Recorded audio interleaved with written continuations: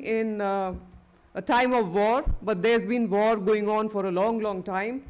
However, we need to look at our stability, inclusivity between these chaotic times. For that, I have just 5 minutes of some visuals to present to you on a more optimistic, or a rather cautiously optimistic note. We have the presentation, please. Could somebody please upload the presentation? Please upload the presentation. Yeah, that's it. It's there now. Thank you. So we are now going back to the topic. Of course, we've had a very interesting morning session. And once again, good afternoon, everyone. Lots of thoughts in the morning. Lots of talk on operational costs. And we've been talking loud and clear that the tax on tax structure, which is the air turbine fuel, which is contributing 35 to 45% of the operating costs of an airline, this needs to come under the GST umbrella. I think the industry and all of us have been talking about it for a very, very long time, and expressing it also to the stakeholders.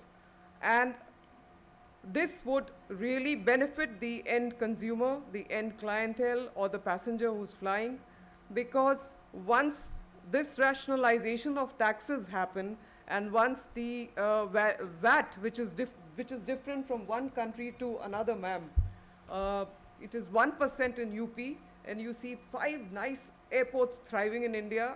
In UP, you see the international airport at Varanasi, you see the international airport at Kushinagar, at Lucknow, recently Ayodhya, and today Jewar.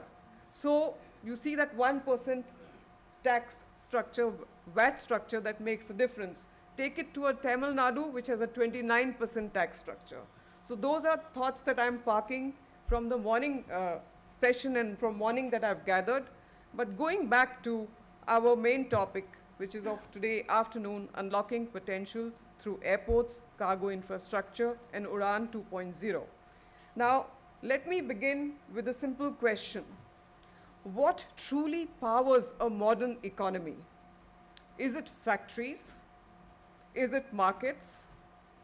The answer surely is connectivity, and we've spoken enough about connectivity in the morning.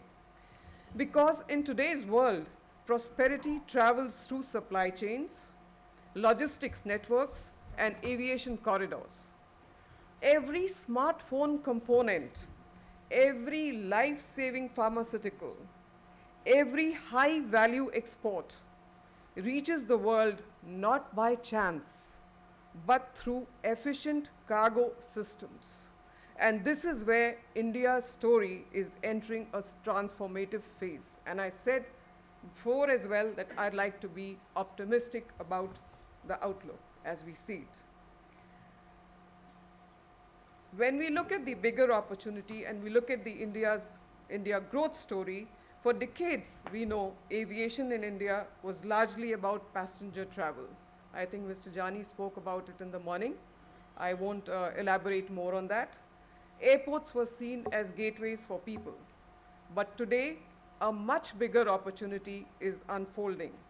Aviation is becoming the backbone of India's ecosystem. India is the world's fastest growing major economy, and we cannot deny that. Our manufacturing ambitions definitely are expanding. Our digital and pharmaceutical industries, they are thriving. Our agricultural exports are definitely reaching new markets.